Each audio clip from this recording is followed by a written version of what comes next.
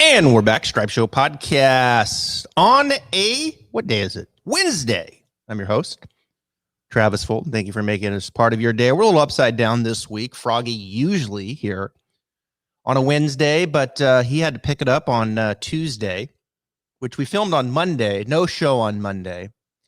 And Andrew Putnam, who is off to a great start here, 5 for 5 and made cuts. I think he's got 4 top 30s here in the early part of the new season. Of course, we're still playing here in the calendar season on the PGA Tour every single week. I believe it's 46 weeks, but the new season 2022-2023 has started, and that'll wrap around into next year. We'll get to that in a moment. I've got some thoughts on the field this week. Butterfield Bermuda Championship, which is just loaded with stars here in the fall season. So we'll get to that here momentarily. Lots to discuss. Shaheen Nakhjavani, my good friend, fantastic coach up in Montreal. Congratulations to him and his student, Yannik Paul, the German, 28 years of age, got his first win on the DP World Tour. Really exciting, talented young player. He actually played at the University of Colorado, worked his way up through the mini tours or development tours, however you want to look at it, PGA Tour Canada, and then over into the Challenge Tour. Rookie season on the DP World Tour and got his win. So we're going to be breaking down that swing. It's an interesting swing. And after he won, I was kind of following along the comments on his swing and the way that he kind of uses his body. So I reached out to Shaheen. I said, hey, this would be a good opportunity, I think, to talk about, kind of the matchups of this swing, some of the unique idiosyncrasies of this swing, and talk about how they work through that. I think this is going to be a really good learning curve opportunity for everyone listening. So stay tuned to that. Shaheen will join us here momentarily. I want to start the show this week, Stripe Show Podcast. Thank you for being here. This episode brought to you by the About Golf Simulator right behind me here. Going to play some darts here after this. Little game of cricket.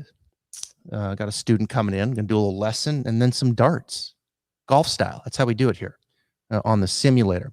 But as you know, every week, my partnership with ViStar Credit Union, we do a ViStar moment every single week. Hashtag honor your hero. You can go to my website, folks, and I want you to do this. We are getting tons of submissions. This is really cool. One of the most satisfying things I think I've done all year. I just love reading through these submissions. Hashtag honor your hero. Go to my website, click on the partners page, click on ViStar, and then you'll say learn more. And when you click on learn more, it'll take you to what we're doing here, and you can nominate your hero, a veteran in your family, a friend, someone you know. And there are all kinds of prizes coming out. And one of them is lessons with me. We can do it online. We can do it in person. Another, my partnership with PXG, full club fitting right here in the studio. Or if you're somewhere else, we'll find a location for you. But go nominate your hero. And this week, the ViStar moment, and I'm going to try to get through this. I read through these, and the stories are just amazing. The veterans, our military, thank you to everybody who's listening out there. But I think the point here of this one is the sacrifice, of course, the ultimate sacrifice is the hero himself or herself, the ones that go over in harm's way and risk their life for what we can do here. But there's more heroes. There's more people to celebrate here, and it's the families. And this one comes from Julie. I'm going to put the picture up here of her husband, Brian Rolfe, and you'll see their beautiful family there. And Brian is the husband to Julie and served nearly 20 years in the Marine Corps as a FA-18 pilot. He flew over 100 combat missions during his time. He served in both OIF and OEF. Julie was pregnant with an extremely rare and high-risk set of twins while Brian served in Iraq. While Brian was deployed, Julie discovered one of the twins wouldn't survive long past birth, and the other twin would be born with a host of health complications. Brian received a Red Cross call more than once, and he was still able to fly and complete the task at hand. Brian arrived home 3 weeks before the girls were born. So he was able to meet his daughter, Grace, before she passed away. Brian is a wonderful dad to these 3 beautiful children, now 16, 14, and 12. Julie, thank you for this submission. Brian, thank you. You are a hero. And those are the stories that come across. It's just, boy, it's tough to read through that when you have kids of your own and the heroes that we have in this country. It's awesome stuff. Love doing it. The ViStar moment this week. Go nominate. You can do it on my Instagram as well. Click on the link on your hero ViStar, and we'll be picking one every single week and reading it on air. I want to transition to the PGA Tour schedule, a hot topic that we've been talking a lot about here on the Stripe Show podcast. It's a topic that has so much, I think, relevance to where we are in today's game. And as I've said many, many times, the thinking of the PGA Tour has been to roll out another tournament, another sponsor, another tournament. Opportunities for all. Opportunities for every member. And that's understandable, right? You have to have opportunities for your membership. But we've reached a point in the schedule and this thinking that I think you can get away with and is really generated from being the only game in town, not having a direct competitor where players can go and play, right? They have an opportunity or a choice to make. And that really hasn't been the case up to this point until now the existence of Liv Golf, which we'll get to here momentarily. The finals are down in Miami. But nonetheless, the commissioner, Jay Monahan, and his team, and I think even before that with Tim Fincham, like they just continue to push out more tournaments. And we're up to a number of the tune of like 46 events. I mean, it is year-round now, professional golf. The top players in the world are exhausted. I saw a tweet from Max Homa. He's going to be taking some time off, and deservedly so. I mean, Max has been playing a lot of golf. He's exhausted. He's exhausted from traveling, playing professional golf, and trying to keep up with what is basically a year-round endeavor, the PGA Tour schedule. So the schedule and this thinking now rolls on, and here we are. We go to Bermuda, the Butterfield Bermuda Championship. And what I want you to do is I want you to go look at that field. Okay, and this is no shot at any of the players in the field. And we have players that listen to the podcast. Every player that's on the PGA Tour is the best of the best. They are the 0.01%, 0.0001% of the golf population. Incredible players, incredible accomplishment to get to this level.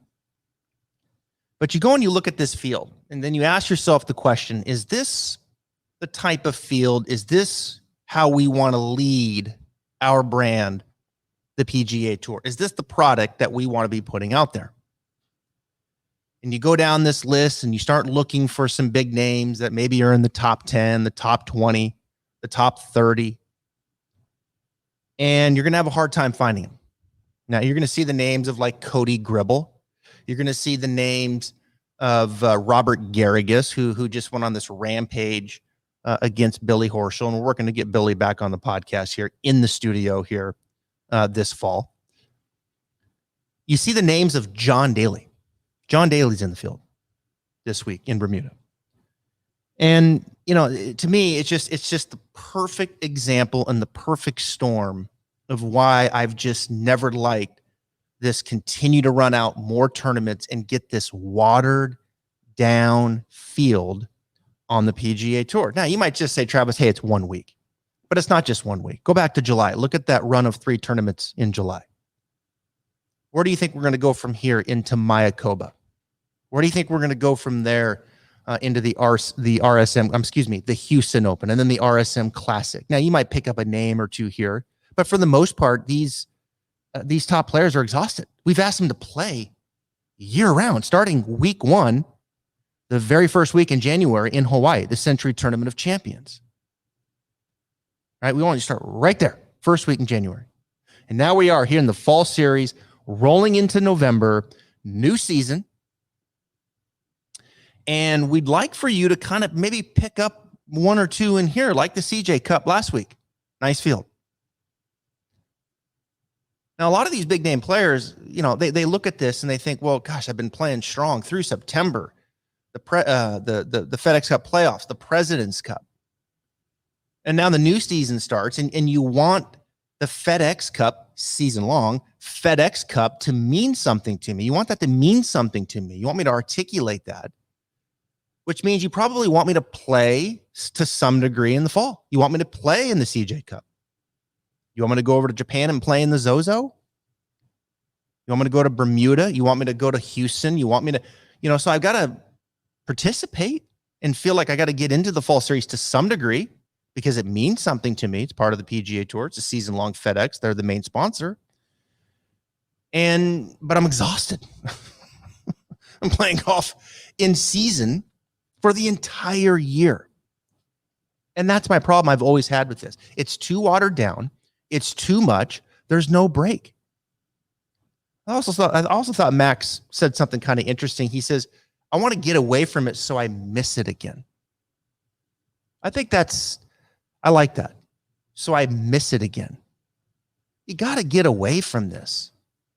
Right? I mean, as big of the animal as the NFL is, I mean, they play 17 weeks and then they go into the playoffs. And then there's an off season.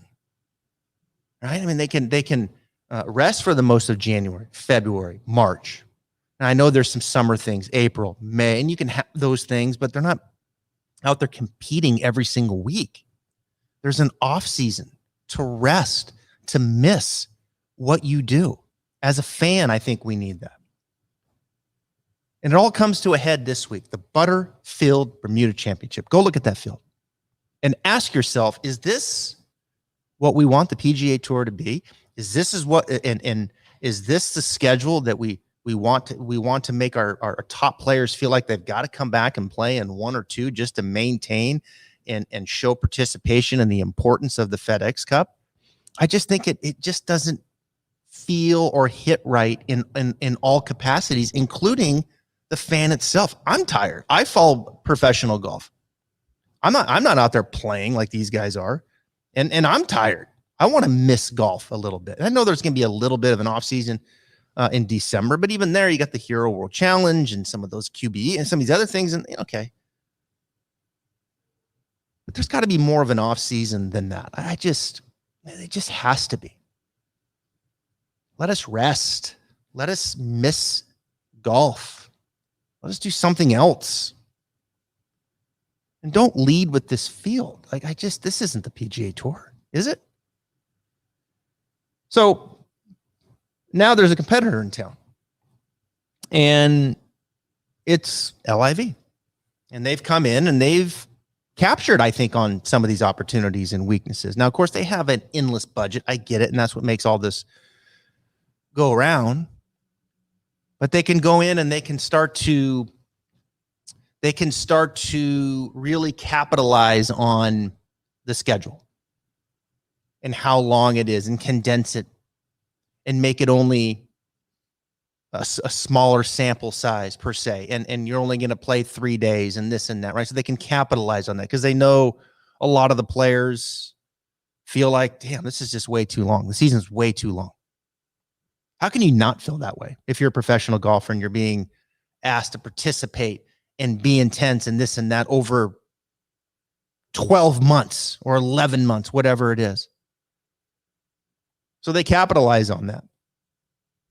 They also capitalize on bringing in and saying, look, here's our field. And when LIV plays, these are our players. You can expect to see these people. This is our field. And it's not bad. I've said many times they have to feel good about the players that they have. And what does the competitor do? They plant these tournaments right next to the Butterfield Bermuda Championship. So now they've got a leg to stand on. They can say, look, our field's better than this field. Granted, it's only 48 players. But here we are. Here we are. the competitor, their field is significantly more attractive than what you're putting out there at the Butterfield Bermuda Championship. It's not even close. So that's where we are, in professional golf. And I think it's come to a complete head. I think we've beat it to death.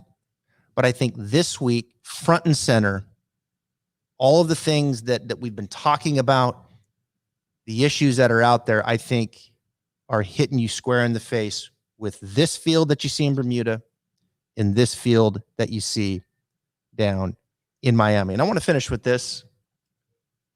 with the points in the official World Golf rankings that are out there. It's exhausting. And I know a lot of people who follow me listen to my podcast, but in Instagram, I post these things. And look, I'm open-minded about Liv Golf. If you don't think that, then you don't listen to the podcast. But what I don't think is Liv Golf should be getting points right now. They exist. I acknowledge they exist. They're doing some different things. I'm open-minded. I like a lot of the things that they're doing. I don't like a lot of the things that they're about. But they don't deserve official World Golf ranking points right now. There is a process to this. And to sit here and say that, look, you can start a tour and you can get points immediately would be like me going around here in Northeast Florida. There's a lot of there's a lot of good players around here. And getting a little purse together and saying, hey, we're going to play a little like 3-4 circuit here. It's 24 guys. We've got this guy. We get this guy. We get this guy. Can we get World Golf ranking points? All right. Can we get World Golf ranking points? Does the amount of money we play for, does that even matter? And it's not going to be to the level of that we see with LIV, right? It's not going to be in the level of Dustin and Brooks and this and that. Let's just say it's down there in the, let's say it's down there in like the 800 to 1200 official World Golf rankings. We're kind of getting those guys, but they need to get points too. All right. So I kind of gather up some of those guys and we play for $5. Let's just say it's $5. We all throw in $5 but we want to get World Golf ranking points, and we've got some tournaments and we've got some courses and this and that, and we're going to go around and we're going to play. And so can we get official World Golf ranking points? Why not? Why can't we get it? Well, because you have to apply and you have to meet this, and then you have to meet this, and then you have to meet this. And we'd like to see the legitimacy of this and what you're going to do after year one to make it better and this and that. Like, are you just going to kind of fly by the seat of your pants? Because I'm sure there's plenty of that going on. There's a lot of people that got money, put this together, know them. We can put, okay, yeah, let's get World Golf ranking points. See, that's the issue here, right? You just can't start something because you have a lot of money and you can go get some of the bigger names and just say, hey, give us points. It don't work that way. It doesn't work that way. And every single one of them knew that going into it. So I don't feel sorry for them at all. Now, once they're in and they start accommodating and they start meeting some of these guidelines, and I think some of the guidelines and, some of the things in the future after this 12 to 18 months, and let's see if they are committed and what they do next and this and that. Nobody knows that. Nobody knows how committed this LIV investment group is, and they're just going to continue to, and they're going to just continue to, blood money out there. I mean, they're going to get hammered with cash. And I know they got a lot of cash, but at some point you're like, anything coming back in? Anybody got any money coming back in? So what is the legitimacy of it? So stop with this. They deserve points, this and that. Okay, yeah, maybe in the future. Go through this process like everybody else. This process is in place to weed out me, piecemealing some people together to play for a handful of bucks. To weed out someone who's got a lot of cash and an idea and like, hey, let's do this. This will be fun. And, can we get points? Right? I mean, just stop. Go through the process. And then in 12 to 18 months, 2 years, whatever, it's legitimate. They make some adjustments and they kind of, work with the official World Golf ranking group. And I think the official World Golf ranking group needs to be flexible with some of the things on what professional golf landscape can look like in the next couple years. Yeah, obviously. But just don't sit there and soapbox of, they need to be getting this, they need to be getting that, they should be getting it from stop. That's not the way it works. It's not the way the world works. So that's that. All right, let's bring in my man, Shaheen Nakhjavani, because I want to get into some instruction here today on a Wednesday. breaking down a very unique swing, Yannik Paul.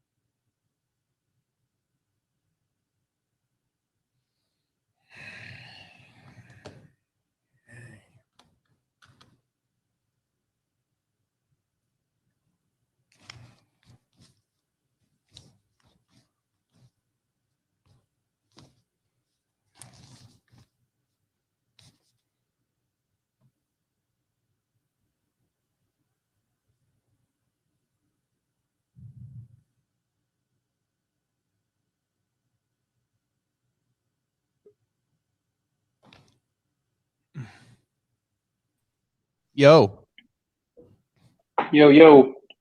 how are you? Good. How are you, dude? Good. How's Montreal. that? What about it? It's fucking cool. It's actually still pretty warm here. It's Yeah. 16 degrees. What's 16 degrees? Like 60, 62? It's Yeah. not bad. Um. Here. Yeah. Might have to go there. Sweet. You got to rock the scotch at the same time. Yeah, I've been sipping on it all morning. Yannik, your boy. I know. Crazy times. What a fucking weird ending to that tournament. All right, so here's the deal. You got those swings because my boy didn't. I have to program him to load it into the system, so he's gonna have to do it. Like after. Yeah. I don't know Okay. what his deal was this morning. He didn't send them to me. So let's do this. So what I'll do is I'll just refer to the swing as. So right now I'm looking at this driver one. See this? Yeah, face on. Yeah. Yeah. Let's start with that one. So I'll be like, Mhm. hey, let's take a look at this first one, driver face on, and just act like, just know that the swing will be playing like slow motion in the picture, you know? Sure. And then you can just talk to like what's happening, like what you've worked on and stuff. And then what I'll do is like, all right, let's go to the second swing down the line. That one. That's the driver one or the iron? That is the Three wood? fairway wood. Yeah, it's Yeah. a 3-wood. Yeah. And then we'll go to Right. that one. We'll go Okay. to that one, and then you can kind of talk. We'll ham and egg that one. Okay. All right. And just know, like, what you're talking about, they're seeing in the screen playing. Yeah, we're good.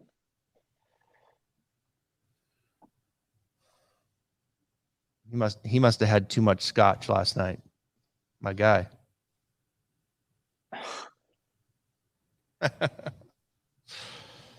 He's probably listening to this right now.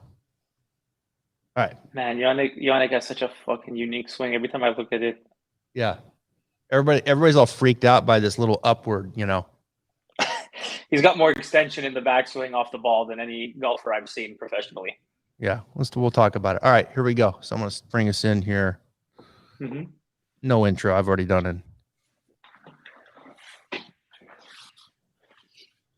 All right, joining us now up in Montreal, Shaheen, Nakhjavani. Y'all shoveling snow yet?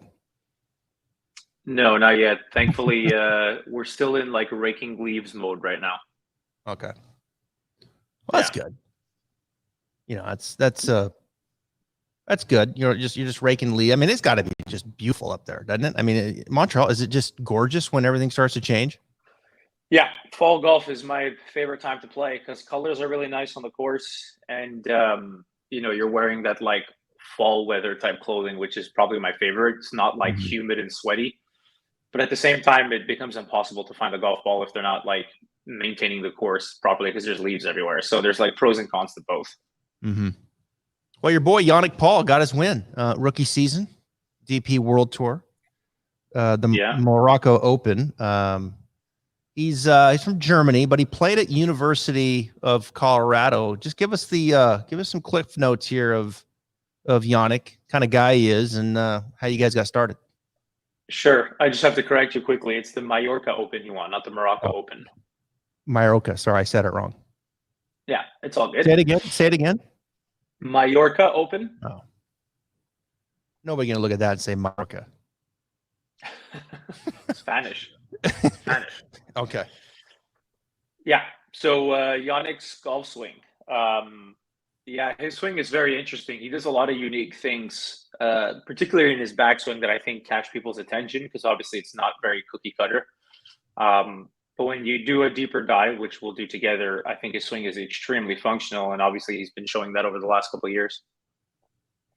What's he like? Is he outgoing guy? Is he quiet? Is he kind of do you look at him? He's 28. Is he like a little bit of a late bloomer in some regards? I mean, what kind of dude we looking at here? Yannik is your classic German. He's very stoic, very reserved, not overly, I guess, like emotional. He doesn't express his emotions super strongly outward. He's very even keel, which I think plays to his favors a lot when he's playing tournaments because he doesn't let his emotions take over too much. And yeah, a little bit of a late bloomer. I mean, he's been with me for 5 years now. We started working together when he was just entering PGA Tour Canada for the first time back in 2018. So it's been a while, but he's been slowly getting better through the changes that we've been making and getting more confident. And at the highest level, confidence is everything. When you start putting up some top tens in some big tournaments, you make your way up. And then he got an opportunity where he got a sponsor's invite into a Challenge Tour event. Finished really good, played another event, finished really good, got his status on Challenge Tour, and then within that same year got his European Tour card. And then lo and behold, first year on European Tour, he's got like 5 or 6 top tens. He's got a win and a runner-up. He's 20th on the points list, and now he's up to like 5th in Ryder Cup points list. Like, it's crazy how quick the jump can get, when you start entering these bigger tournaments. What do you tell a guy like that? They're working up through the development tours. You see him, he's got game. He knows he's got game. He knows everybody else around him has game, right? Like this is a competitive landscape. Everybody knows that. So he's in PGA Tour Canada. He gets the Challenge Tour start. Then he goes into DP World Tour. He's climbing these ranks. All of a sudden, he's standing next to guys that, oh wow, this is, that's so and so right there, right? That's Fox. That's Hogard. That's guys that I've been kind of watching on TV for a while. What do you tell him? Like, you just like, hey man, just be you, go play your game, do your thing. Does he show nerves to you as he's kind of climbing the ranks? I mean, what's the message from coach to player as you're like, dude, here we go? I have to be honest, when it comes to Yannik, I think one of his biggest strengths, far beyond anything ball striking wise, is really just his temperament around really good players, because from day one, he always felt like he should be there. We were at the US Open together this year. He qualified for it via the DP World Tour. And, we're standing there on the range. He's next to Adam Scott. He's next to Phil. He's next to Tommy Fleetwood. He's next to like these big players that he's watched on television over the last 5-6 years really blossom, or like 10-20 years, let's say, in Phil's case. And honestly, there was none of that. Never once looked at me and looked around and gave me any sort of surprised reaction or like excited reaction. If anything, he was all business that whole week. He literally got there and didn't once look around him to like, be surprised or excited of like, oh, I'm hitting balls next to so-and-so. It was more like, okay, so what's the game plan this week for us to try to perform as best as we can? He never gets caught up in the moment. I spoke to him obviously after the win this past week, and he was doing amazing the whole week, even controlling his emotions, being in contention to win the tournament. And the only time he told me he felt nervous was standing on 11 because they had a break, because there was a group in front of them, and I think there was a guy who was maybe out of position, and he was taking a little longer to play the hole, and they got delayed on the tee box for like 10-15 minutes. And that was the first time he started to feel the emotions, because there was like this extended period of time where he's sitting there, and obviously you have nothing else to do, but naturally your emotions are going to, run a little wild there. So up until that point, really good. So I've never really experienced anything with Yannik through the last 5 years that led me to believe like he didn't think he could be there from the beginning. And I think that's really what separates him from a lot of other mini tour players I work with, is that there was no need for me to have to convince him that he should be there. He felt it more than anybody else. All right, let's take a look at this swing here. Yeah. Right, hold on 1 sec. He just sent me the video. So I just marked the time. Give me 1 second. I'm going to load him in. Sure. This will actually be better. Video file. Oh.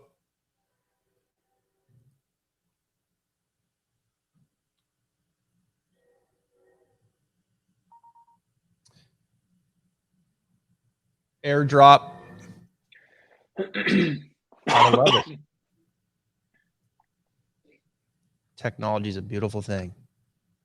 You're like me, dude. I airdrop everything to my phone while I'm working with people just to load them up quickly. It's like, what did we ever do before airdrop? I don't even. We took the disc out. Remember floppy disks? I do. I remember all of that stuff. People talk to me now about iPhones in school, and they think I'm young enough that I had an iPhone in school. That didn't exist until I was way done. So All right. I don't So know what there's it's like one. to go through school with social media stuff. It would have been nuts. Can you see that one? Yeah, that's the down the line iron view. That's the iron. Um,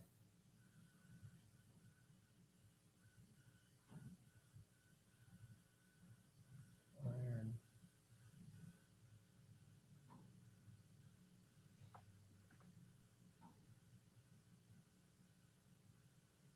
There we go. Fairway wood. With that little stand-up move.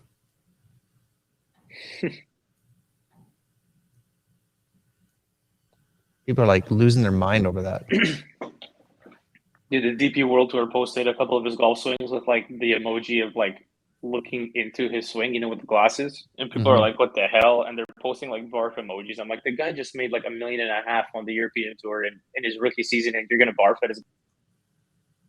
Right. There we go. That was at the US Open, that one there. Okay. All right. So let me mark this. 39.50. All right, here we go.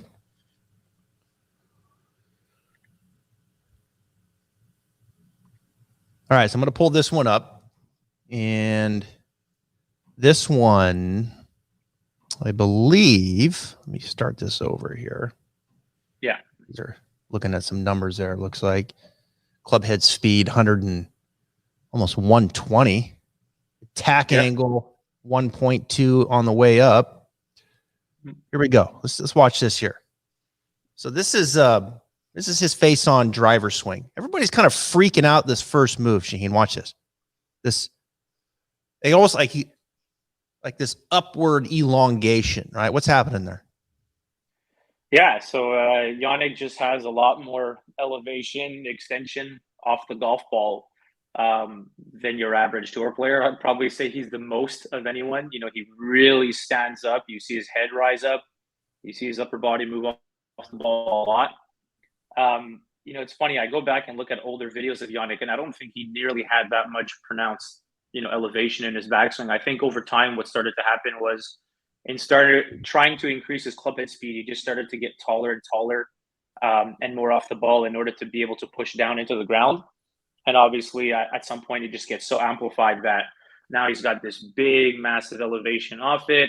And if you kind of go slowly through his downswing, you can see just how much his head obviously lowers. I mean, he probably lowers somewhere around 3-4 inches, way more than you'll see with most players. It's a very unique move, but at the same time, it's kind of a big source of his speed. So it's not really something that we've ever played around with too much or worried about.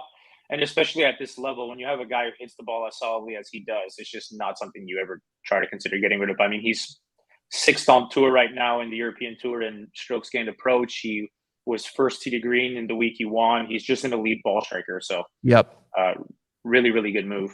What's interesting here, Shaheen, and let's have a conversation about this for our audience, is this upward extension, elongation, however you want, it's called spine extension, right? And if I was to kind of go this way, my spine kind of extending back. And we see so many that are trying to stay down in flexion when they turn. So at least in my studio, I'm having this conversation a lot, trying to, get them to turn their hips a bit, get them to extend a bit, lengthen them out a little bit versus not turn and stay down. Right. So like, to me, I would make the statement that the majority of golfers, amateur golfers, need more of this move. Now, maybe not to this degree, but they need a little bit of this. I agree. I mean, at some point, the way I always like to refer to players is, I always like to use the idea of an elastic band. If you stretch an elastic band, you can only go so far. At some point, it's going to go the other way. which the way I would phrase that for a golf swing is like, if you stay down so much in your backswing because you're trying so hard to stay in posture, at some point that just puts so much stress on the body, you're going to just have to stand way up coming into the ball. And a lot of times that will happen prematurely, and you'll see a lot of early extension come from players because they're trying so hard to stay down in the backswing. There's nowhere to go but up. In his case, in Yannick's case, obviously it's the other end of the extreme. He gets so high and so tall in his backswing that there's a lot of room for you to then squat down, push into the ground, and really lower yourself into the golf ball. Yannick does a better job of staying, let's say, quote unquote, in posture, if we were to simplify it, than 99% of the golfers in the world. Mm-hmm. A big reason for this, obviously, is because he gets so tall in his backswing. Now, again, kind of like you said, I probably wouldn't go as extreme as he does. Certainly not for the everyday golfer, but there's a lot of benefits to taking that model and trying to, implement some of it into your golf swing. Mm-hmm. Where are the changes coming from here in the last 4 to 5 years, Shaheen? You've kind of left the pivot go up, then down, and rotate. What have you done that you feel like maybe has cleaned some things up technically? Oh my God. So, I mean, Yannick's swing from 5 years ago, you would almost think it's a different golfer, honestly. And I wouldn't even say a lot of that was from us. A lot of that was just maybe just through him playing tournaments. Obviously, your swing changes week to week. When we first started working together, him and I, his club face was wide open, had a super weak grip. And so a lot of his move into the golf ball was trying to find a way to stall out to get the face to match up. And he was hitting these like weak fades the first time we ever met. And so our starting point was really just getting the club face under control, just getting the face angle in a stronger position, something that most golfers can benefit from. And then from there, it was just building on that to create a little bit more compression into the golf ball. So he used to have because his grip was so weak, his lead wrist used to be almost overly bowed, to the point where he would get to the top with not only a face angle that wasn't very strong, but a shaft alignment that was very laid off. And so from there, he would slide and tilt back a lot to try to keep the path into the ball relatively straight. And then there was just a lot of throw of the wrist. So obviously, I'm talking in exaggerations. He was a mini tour player when we started. It's not like his swing was that bad, but right. He had a lot of those elements within his swing. So we got the face angle in a stronger position. We got the club a little bit more down the plane line at the top. You'll notice that as the clubs get longer, it tends to tip more and more across the line, which typically is my preference. It gives more time for the club to shallow out properly.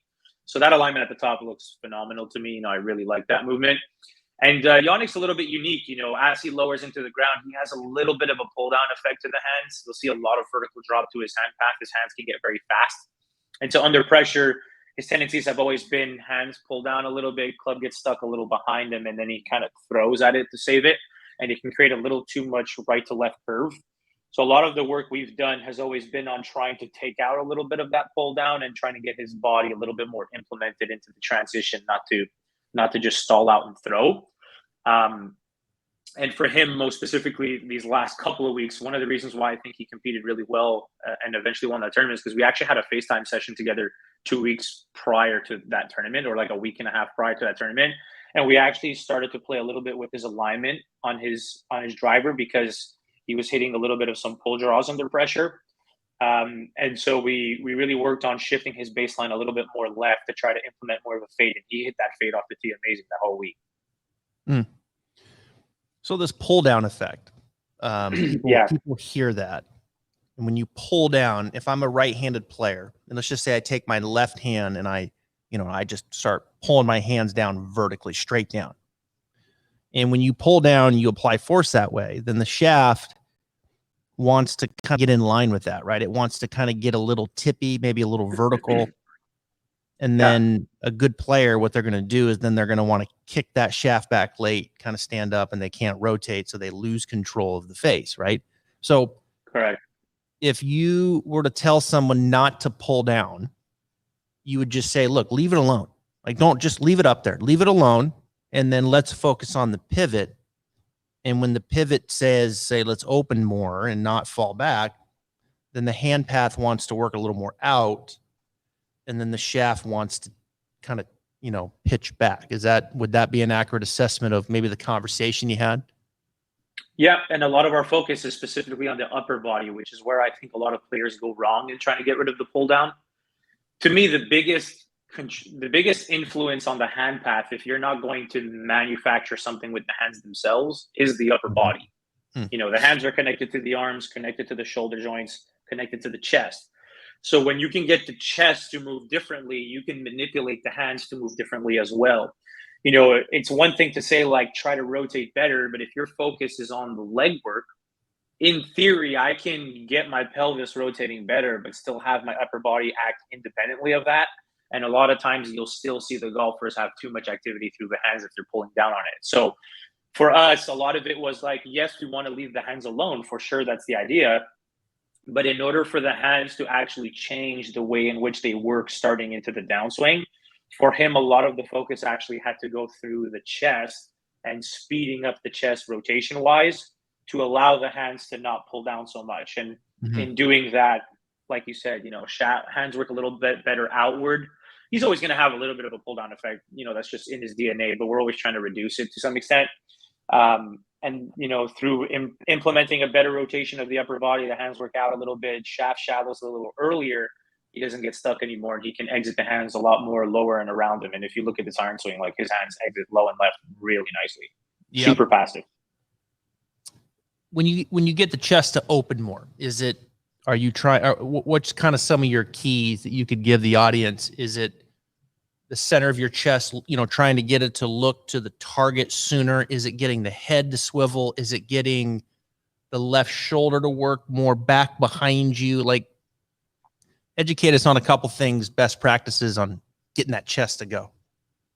Okay, so the first thing I would say is fair warning that this type of change that I would make to a player is specifically, number one, if their tendency is to draw the ball too much and you're trying to reduce that effect. Number two, feels are very subjective. So just because we're talking about what he's trying to feel, it doesn't necessarily mean I would want him doing it to that extreme. Just be aware of that. But essentially for him, a lot of it was we're feeling where the sternum is in space. And we're trying to get the sternum to not only, you know, the upper body to not only rotate, but the sternum to line up more over his left foot. So we're essentially trying to get rid of some of the side bend away from the target that he tends to do. His right shoulder tends to lower and drop a lot when he pulls down on it, obviously in reaction to that. And his chest falls back away from the target. So we're trying to get his upper body not only to rotate, but specifically not to also fall backwards. So we're trying to get the sternum to feel like it lines up over his left foot as he's coming into the golf ball when he's rotating his chest. So it's in theory, if you think about it, it's almost like a very over the top type of feel with the upper body, specifically to get rid of like a drop down and back for a golfer who gets stuck and draws it too much. Right. And a lot of that, when you look at it, like you look at the top of the swing here, and to your point, you can see the shaft pointing a little more to the right at the top with the longer club. Yeah. Yannik has some lead arm depth, like the left arm's behind him. So, you know, with that, now he can get away with that. If you took a player who, let's say, didn't have that depth in the lead arm, right, and that lead arm was more upright, say like a Justin Thomas almost, right? Yeah. Would you, with more upright lead arms, it seems like, I mean, Justin can't pull down that at all, right? I mean, if you pull down on it at all with an upright lead arm, I mean, game's over, right? Like you're not going to hit it at all. So those guys, even like a John Rahm, right? Like he doesn't have a lot of depth. I mean, those guys, I would have to think, have to be even more passive in the hands to keep the shaft pitched back, right? It's almost like you got to wait on it because you don't have that lead arm depth. So if you pull down, I mean, it's lights out. Yeah, so Yannik definitely has the advantage in the sense of, because his hands are a little bit more behind him, just naturally it's always going to be easier to hit a draw than a fade for him. That's just the way his swing is. His swing is built to hit draws for the most part. You know, he does draw most clubs in his bag up until he gets to the woods. Obviously, to some extent, we're trying to reduce how much it draws, so that's a conversation in itself. But because his hands are a little bit more behind him, he has the ability to really feel like his chest can go at it as hard as possible. And he'll never really have the club or the hands tip too far out in front of him to where he'll just like wipe across it. Yeah. You know, obviously if the arm plane starts to get too upright and then you just leave the hands up and spin out, let's say, you know, as like a visual for the listeners, the hands can get really out in front of you too fast and you can swing too far left through the golf ball. He has the benefit of his matchups work in a way where he doesn't have that fear, which is why we're able to apply this type of change for him. Yeah. It's good stuff, man. I think this is, what I like about this swing is, yes, it's a little exaggerated with the spine extension. However, most listening could use some of this as you get older, especially, stay lengthened out, use the turn in your hips, use some extension in your spine, use some of that elongation, that pulling of the rubber band to keep things lengthened, because good things can happen from there. The weight can move left, you can rotate better versus not doing any of that and then launching, and now all of a sudden you're trying to manufacture more, which you don't need to. So I thought this would be interesting to go through this and to learn about, this swing, because I saw it on social and everybody was like freaking out, like, oh my God, Yeah. What is that? And the reality is like, well, you could probably use a little more of that. I mean, not to that degree, but most could use a little more of that. All right. Last question. Team competition in Miami, Liv Golf. You watching? Liv Golf. I keep up to date with everything that's going on in the golf world. I'll say that. Yeah.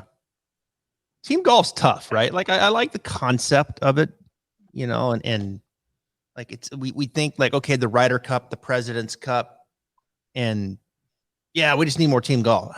It's just, I don't know. It's hard to, the Nibliks, the Majestics, there's just so much. Like you think about how long it took to make the FedEx Cup playoffs relatively like meaningful, right? Mm-hmm. Like just how long this has been to just, and it still doesn't hold the candle to the majors, the players, right?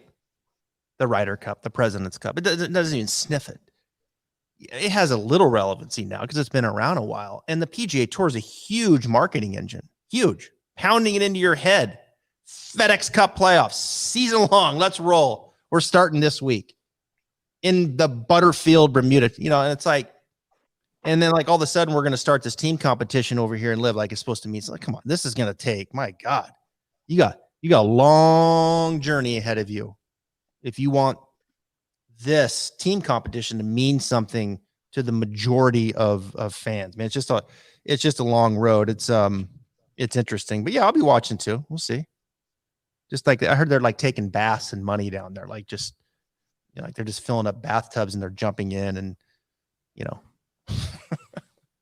Yeah, I don't know. When it comes to the Live stuff, like I haven't looked into it too much, to be honest. I also don't have anybody who's been contacted or has gone there, so there's not really been a reason for me to look into it that much, if I'm being honest. But at the same time, I don't really know where their priorities are. I can't imagine that their priorities are to try to actually gain a bigger audience than the PGA Tour. I just don't think that will ever happen. Just field size alone is always going to make that difficult to do. Field strength alone is always going to make that obviously very difficult to do. And I don't know how much like a team aspect week to week is something that's interesting for people. I think that like a long-term version of a team aspect, like if there was like a team standing at the end of the year and there was a trophy for it, it completely changes your outlook on it versus, hey, this team won this week. It's like, okay, what do they get beyond that? I haven't really seen any long-term standings team-wise that's kept me into it, where people can vote on it, bet on it, create fantasy leagues for it. These are the types of things that attract an audience to a sport is the fantasy and the betting aspect on it. Let's be real. If there's no long-term, I think they have their standings. Like the aces have been dominant. Many are calling the aces. The aces is the DJ tournament, the DJ Gooch, Patrick Reed, and Pat Perez.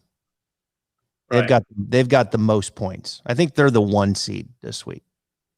And then you've got Bryson's team, I think, is the 2 seed. So they've been accumulating points. And it's hard to like most don't even know, right? They're just like, Well, they're just to there. say, I mean, I obviously just based on my answer, I wasn't even aware of that. So Right. that just Well, goes.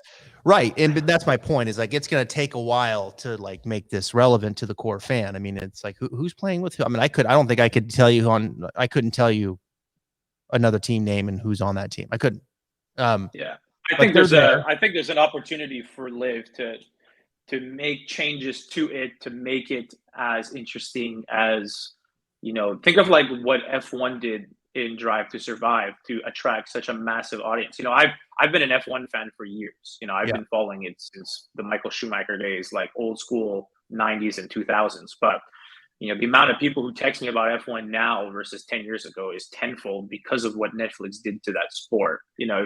If Liv wants to attain some level of, I guess, competition to that extent, I think they would need to increase their not only their marketability on it, but also like increase the features involved within the league, if that makes sense. But then again, who the hell am I to say? It's not my prerogative, and I just worry about working with tour players. If one of them goes on Liv, guess what? I become a Liv coach by default. I have no choice. I work with the players. So well, it's here, and it's, you got to be open-minded about it. And I think that, F1's probably a similar, and it's popular to a younger generation. And hopefully, I think with Liv, can they capture that younger generation? It's still not as popular as NASCAR. I mean, NASCAR is the 10,000-pound gorilla, right? In racing.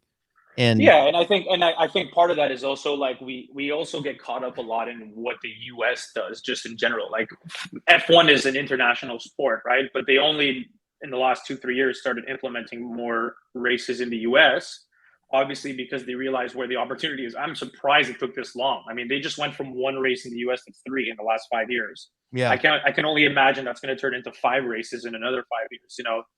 The money is here, so obviously you got to go where the money is. All right, man. Good stuff.